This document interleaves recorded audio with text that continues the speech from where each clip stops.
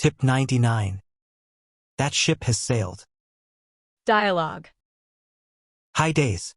Do you still need that cover letter for a job? Hi, John. It would be nice if you could send it to me to attach it to my job resume. For sure.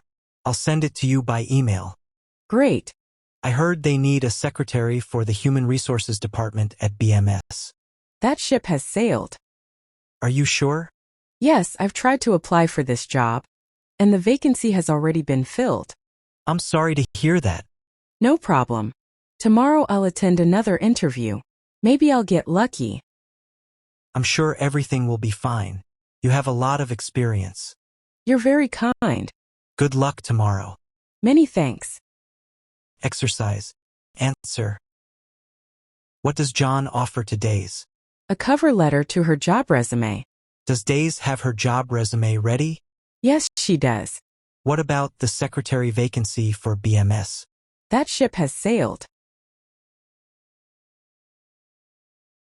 Please subscribe to the channel. Not to miss any tip.